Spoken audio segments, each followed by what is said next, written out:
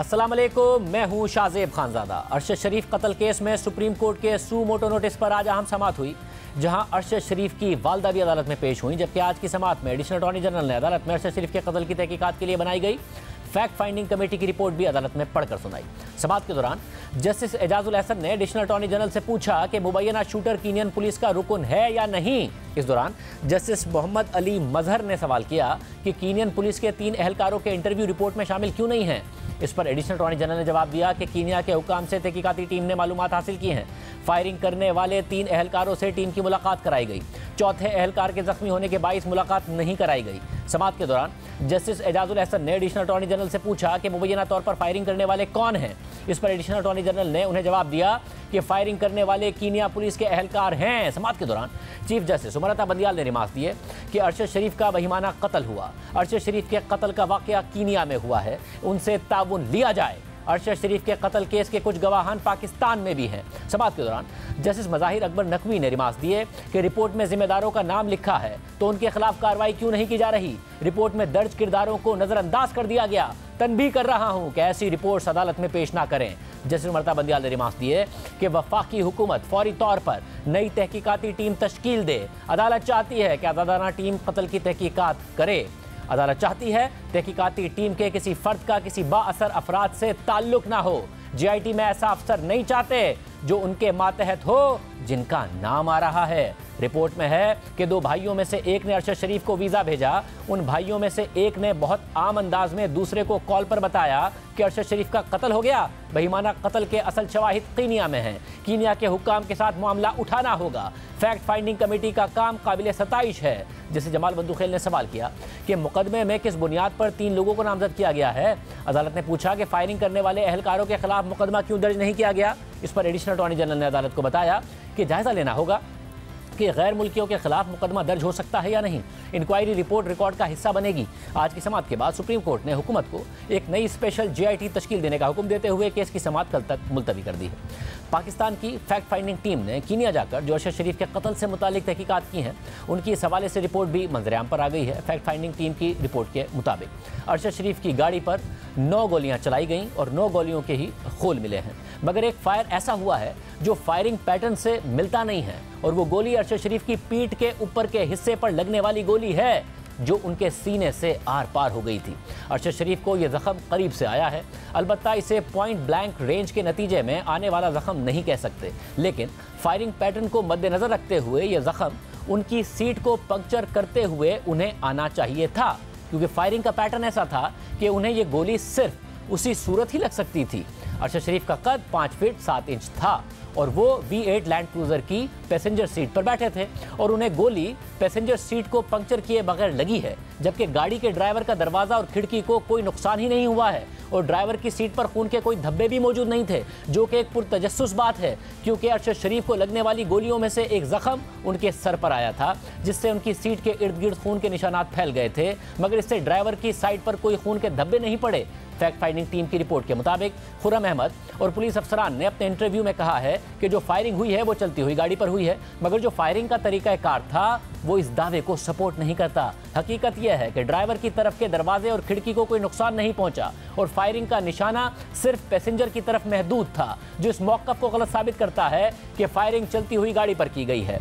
ये बात ज़्यादा काबिल एतबार हो सकती है कि फायरिंग सही तरीके से निशाना लेकर एक रुकी हुई गाड़ी पर की गई हो और अरशद शरीफ की पीठ पर गोली लगना मगर नतीजतन पैसेंजर सीट पर पंक्चर का निशान तक ना होना इस बात की तरफ इशारा करता है कि आया अरशद शरीफ को ये गोली गाड़ी में सवार होने से पहले लगी हो या अरशद शरीफ को ये गोली गाड़ी के अंदर से बहुत करीब रेंज से लगी हो और चलती हुई गाड़ी पर ना लगी हो। फैक्ट फाइंडिंग टीम की रिपोर्ट के मुताबिक कीनिया के पुलिस अफसरान का दावा है कि उन्होंने अरशद शरीफ की गाड़ी रोकने की कोशिश की और गाड़ी नहीं रुकी और गाड़ी के अंदर से फायरिंग की गई, जिससे एक पुलिस अफसर ने शोर मचाया कि उसे गोली लग गई है और नतीजतन पुलिस अफसरान ने गाड़ी पर फायरिंग शुरू कर दी और जिस पुलिस अफसर को हाथ में गोली लगी थी उसने भी गाड़ी पर अपने जख्मी हाथ से 3 गोलियां फायर कर दी।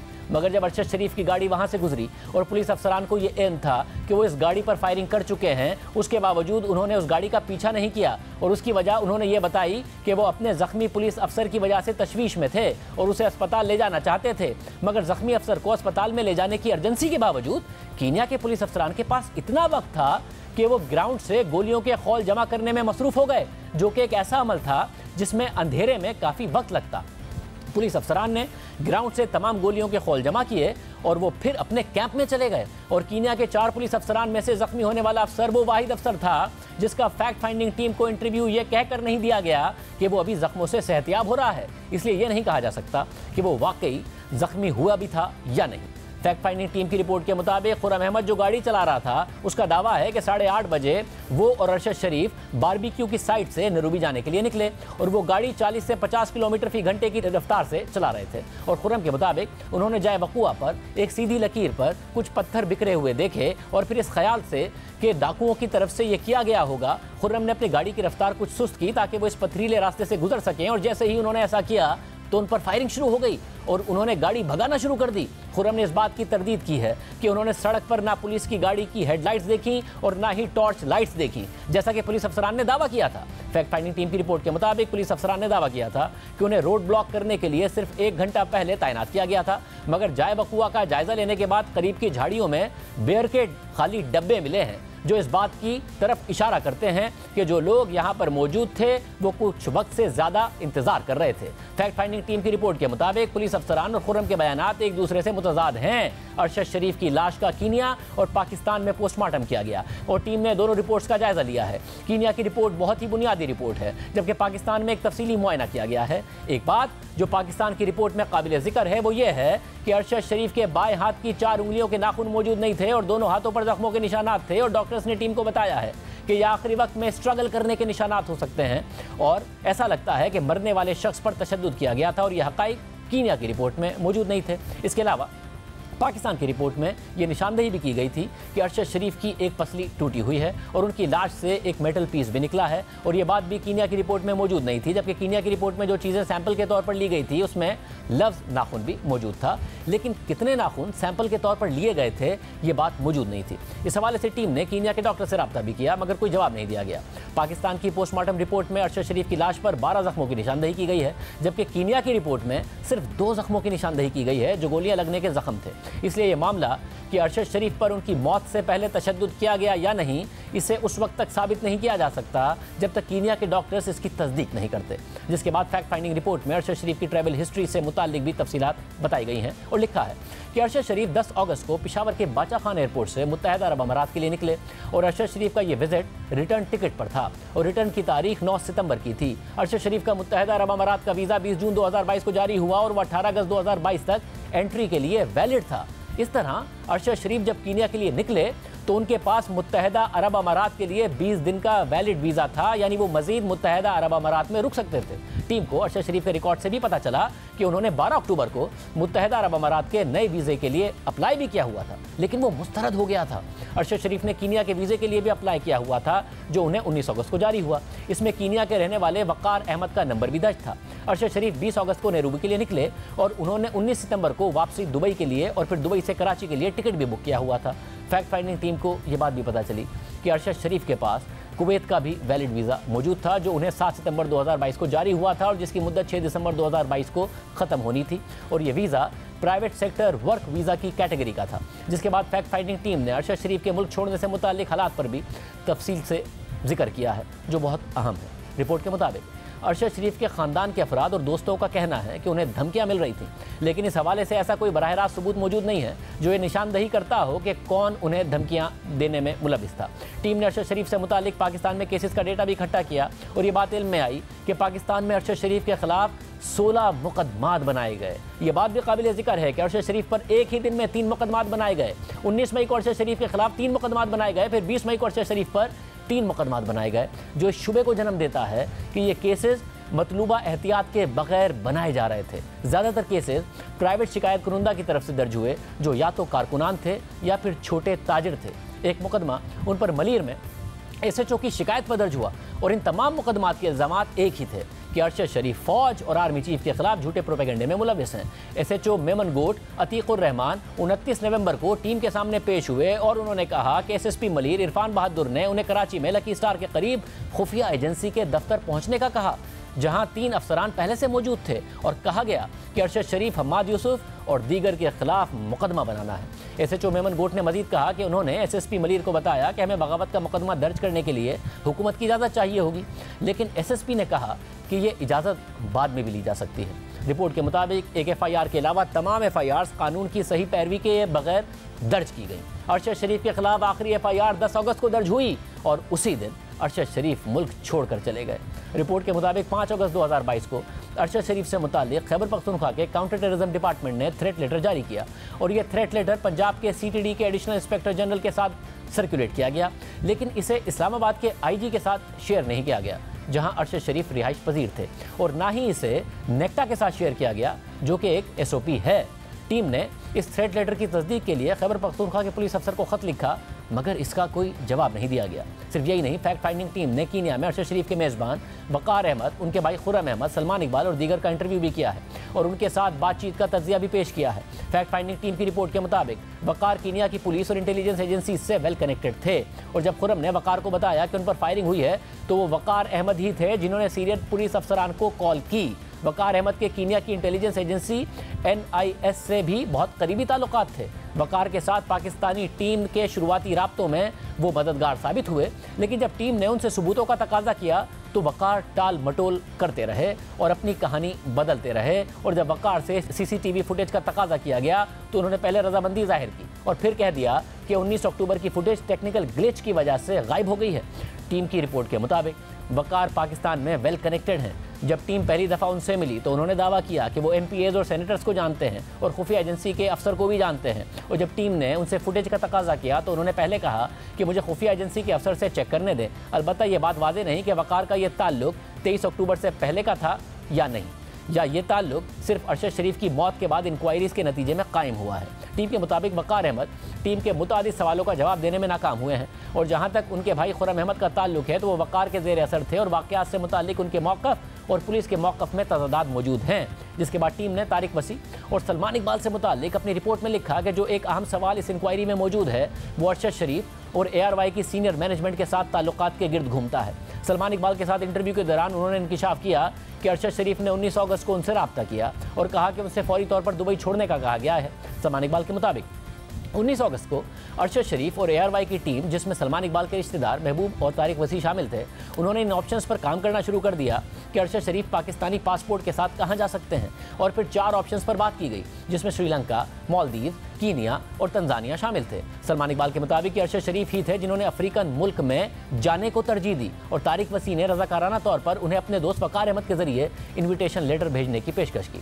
और वकार ने यह बात तस्लीम की है कि तारिक वसी उनके स्कूल के ज़माने के दोस्त थे और उनका अरशद शरीफ से कोई ज़ाती ताल्लुक नहीं था, लेकिन वो उन्हें अपने पास इसलिए रख रहे थे ताकि सलमान इकबाल और तारिक वसी को फेवर दे सके। रिपोर्ट के मुताबिक इंटरव्यू के दौरान सलमान इकबाल ने ताउन किया और उन्होंने बराह रास्त वकार अहमद के मौक़िफ़ की नफ़ी की और दावा किया कि वो वकार को नहीं जानते। शायद वो फ्लाइट के दौरान उनसे एक दफ़ा मिले हों, लेकिन उनका वकार से कोई बराह रास्त ताल्लुक नहीं था। टीम की रिपोर्ट के मुताबिक जिस सवाल का सलमान इकबाल इत्मीनान बख्श जवाब नहीं दे सके वो ये था कि अगर वो वकार अहमद को तारिक वसी के जरिए जानते थे तो वकार अहमद अरशद शरीफ की इतने बड़े अरसे के लिए मेज़बानी क्यों करेंगे। इस बात को जानते हुए कि हालात कैसे हैं, उन्होंने वकार पर भरोसा कैसे किया। टीम के मुताबिक तारिक वसी का किरदार भी इसमें मशकूक है, क्योंकि वो वही शख्स थे जो वकार से बराह रास्त राब्ते में थे और जिन्होंने ये तय किया कि वकार अरशद शरीफ की मेज़बानी करेगा। अगर इस केस का कोई सरहदों से बाहर एंगल मौजूद है तो इसमें तारिक वसी हर उस शख्स के लिए एक अहम किरदार बन जाएंगे जो अरशद शरीफ को कत्ल करना चाहता होगा। रिपोर्ट के मुताबिक तारिक वसी की तरफ से टाल मटोल करने वाला रवैया जाहिर करने के अलावा कुछ और भी तज़ादात मौजूद थे। सलमान इकबाल ये तस्लीम करते रहे कि वकार से रब्ता किया गया कि वो अरशद शरीफ के लिए इन्विटेशन लेटर जारी करें, मगर अरशद के कत्ल के इब्तिदाई दिनों में ARY समेत कुछ न्यूज़ रिपोर्ट्स ये बताने की कोशिश करते रहे कि अरशद शरीफ कीनिया इसलिए गए हैं क्योंकि कीनिया में पहुंचकर वीज़ा मिल जाता है, यानी कीनिया की वीज़ा ऑन अराइवल पॉलिसी है। मगर वाज़े तौर पर यह केस नहीं था और ARY की इंतज़ामिया को इस हवाले से इल्म भी था, मगर कुछ ऐसी वजूहात की बिना पर जिनका उन्हें बेहतर इल्म है, इस हकीकत को छुपाया गया कि उन्होंने खुद कीनिया में अरशद शरीफ की आमद को सहूलत फराहम की थी। रिपोर्ट के मुताबिक सलमान इकबाल की तरफ से दी गई टाइमलाइन में भी कुछ तज़ादात मौजूद हैं। वकार अहमद का दावा है कि उन्होंने फॉर्म जाते हुए तारिक वसी को फ़ोन करके अरशद शरीफ की मौत का बताया, यानी वाक़े के 30 मिनट के अंदर अंदर बताया। और इसी दौरान सलमान इकबाल ने उन्हें फ़ोन करके इसकी तस्दीक की, मगर सलमान इकबाल का दावा है कि उन्होंने वाक़े के बाद 3-4 घंटे तक वक़ार से बात ही नहीं की। जबकि फैक्ट फाइंडिंग टीम को ये बात पता चली है कि सलमान इकबाल ने फ़ौज की आला क़यादत को वाक़े के 1 घंटे बाद फ़ोन करके अरशद शरीफ की मौत का बता दिया था। ये बात वाज़ेह नहीं है कि सलमान इकबाल ने टाइमलाइन से मुताल्लिक़ तज़ाद क्यों तश्कील दिया। टीम की रिपोर्ट के मुताबिक टीम ने अरशद शरीफ की ज़ाती डायरी का जायज़ा भी लिया, जो उनके प्रोग्राम के मुख्तलिफ स्क्रिप्ट पर मुश्तमिल थी। डायरी के एक पेज पर अहमद रास लिखा हुआ था और एक फ़ोन नंबर डेरूबी के एड्रेस के साथ दर्ज था। ये मामला मज़ीद तहकीक तलब है। कमेटी ने हाथ से लिखी हुई एक तहरीर भी देखी, जो अरशद की तहरीर नहीं लगती, अलबत्ता इसकी बात की माहिरीन से वजाहत लेनी चाहिए। इसके बाद टीम ने अपनी रिपोर्ट में लिखा कि यह बात वाज़ेह है कि अरशद शरीफ फ़ौज के साथ अपनी माजी की क़ुर्बत को अपने नए एंटी एस्टैब्लिशमेंट मौक़िफ़ की वजह से बहाल करने में स्ट्रगल कर रहे थे और इस हवाले से डायलॉग कर रहे थे, आया अंदरूनी सतह पर या किसी और के ज़रिए। ये बात वाज़ेह नहीं कि अंदरूनी तनाज़ा हल हुआ था या नहीं। टीम की रिपोर्ट के मुताबिक पेंट हाउस से जो USB मिली है उसमें अरशद शरीफ की ज़ाती और ख़ानदान की तस्वीर थी और उसमें से जो सबसे अहम डेटा था वो जुल्फ़ी बुखारी की ज़ेर मिल्कियत कंपनीज़ का था। टीम की रिपोर्ट के मुताबिक ये बात वाज़ेह है कि अरशद शरीफ ने मुल्क गिरफ्तारी के खौफ से छोड़ा। वो पेशावर से दुबई गए और अरशद शरीफ के साथी काशिफ अब्बासी का कहना है कि वो अपने दीगर साथियों के साथ बैठकर एक दिन अरशद शरीफ के साथ बात कर रहे थे जब अरशद शरीफ को होटल की इंतज़ामिया से कॉल आई और उन्होंने दावा किया कि होटल की इंतज़ामिया ने बताया है कि कुछ पुलिस वाले उनसे मिलने आए हैं। सलमान इकबाल ने भी इस कहानी से मुताल्लिक बताया कि एक CID अफसर सलीम अब्दुल्ला अरशद शरीफ से मिलने आए और उनसे मुत्तहिदा अरब अमारात छोड़ने का कहा, क्योंकि उनकी हुकूमत पर उन्हें डिपोर्ट करने का दबाव है। सलमान इकबाल के मुताबिक उस अफसर ने अरशद शरीफ से 1.5 घंटा बात की और ये नहीं बताया कि किन हलकों से उन पर दबाव है, लेकिन सिर्फ ये कहा कि अरशद शरीफ के लिए बेहतर होगा कि वो एक ऐसे मुल्क चले जाएं जो पाकिस्तान का दोस्त मुल्क ना हो। टीम के मुताबिक जब मुत्तहिदा अरब अमारात के हुकाम से इस हवाले से पूछा गया तो उनकी तरफ से कोई ताउन नहीं किया गया। ये टीम के लिए जानना ज़रूरी है कि क्या ऐसे किसी अफसर ने दुबई में अरशद शरीफ से मुलाकात की है या नहीं। सलमान इकबाल ने एक दुबई का मोबाइल नंबर भी फराहम किया जो मुबैना तौर पर उस अफसर के इस्तेमाल में था, मगर मुकामी अथॉरिटीज़ ने इस बात की तस्दीक नहीं की। साथ ही होटल की CCTV फुटेज भी हासिल करने की कोशिश की गई, मगर इसके लिए पुलिस की इजाज़त ज़रूरी थी और हम इस मुलाकात का सबूत हासिल करने में नाकाम हुए और ऐसे सबूत के बगैर इन दावों को साबित करना नामुमकिन है। लेकिन ये बात वाज़ेह है कि इस मुलाकात के बाद अरशद शरीफ ने एयरवाई दुबई की टीम के साथ मुशावरत के बाद जल्द अज जल्द दुबई छोड़ने का फैसला किया और दुबई के मकामी हुक्काम का टीम से ना मिलना इस बात की तरफ इशारा करता है कि ऐसा कोई वाक़या हुआ होगा जिसकी वजह से वो टीम के साथ इंगेज नहीं करना चाहते, क्योंकि इससे उनका किरदार अया हो जाएगा। लेकिन बदकिस्मती के साथ ये बात नाकाबिल तस्दीक है। टीम ने अपनी रिपोर्ट के आखिर में फाइंडिंग भी दी है जिसके मुताबिक अरशद शरीफ के पाकिस्तान छोड़ने की ठोस वजूहात है, क्योंकि उनके खिलाफ मुख्तलिफ अजला में क्रिमिनल केसेस दर्ज किए गए थे। इस बात का ज़्यादा इम्कान है कि मुत्तहिदा अरब अमारात के हुकाम की तरफ से अरशद शरीफ को दुबई छोड़ने पर मजबूर किया गया। GSU के 4 एहलकार और ट्रेनिंग कैंप इस केस में किसी आले के तौर पर इस्तेमाल हुए। वकार का कीनिया की नेशनल इंटेलिजेंस सर्विस, आलमी इंटेलिजेंस एजेंसीज और पुलिस से ताल्लुक था। यह हकीकत है कि वकार ने अरशद शरीफ का ज़ाती फ़ोन और iPad को पुलिस के हवाले करने के बजाय नेशनल इंटेलिजेंस सर्विस के अफसर के हवाले कर दिया, जिससे इसका ताल्लुक वाज़ेह होता है। वकार का नेशनल और इंटरनेशनल एजेंसी से ताल्लुक इस केस में सरहदों से बाहर किरदारों के मुलविस होने के इम्कान को वाज़ेह करता है। फाइंडिंग्स के मुताबिक खुर्रम ने जो बयान दिया वो मंतक और हकाइक के बरखिलाफ है। जिस सीट पर अरशद शरीफ बैठे हुए थे इसमें गोली घुसने का कोई निशान नहीं है, लेकिन उन्हें पीछे से निशाना बनाया गया और गोली उनके सीने के सीधी तरफ से निकल गई। ये ना तो उनके बैठने की पोजीशन से मिलता है, ना ही गोली चलाने वालों या गोली की सिमत से मिलता है। इस हवाले से कीनिया की पुलिस का गलत शनाख्त का मौक़िफ़ भी तज़ादात से भरपूर है। GSU पुलिस अफसरान की तरफ से दिए गए बयानात खुद ही अपनी नफ़ी करते हैं और उनका वर्जन काबिल यकीन नहीं है। कीनिया, दुबई और पाकिस्तान में मौजूद किरदारों के इस कत्ल में किरदार को नज़रअंदाज नहीं किया जा सकता। रिपोर्ट में यह भी लिखा गया है कि फैक्ट फाइंडिंग टीम के दोनों अरकान ये समझते हैं कि मुख्तलिफ ममालिक के लोगों पर मुश्तमिल ये एक प्लांटेड टारगेटेड कत्ल का केस है, ना कि गलत शनाख्त का वाक़या है। इसके बाद टीम ने पाकिस्तान पीनल कोड और इंसदाद दहशतगर्दी एक्ट के तहत मुकदमा दर्ज करने की भी सिफारिश की है।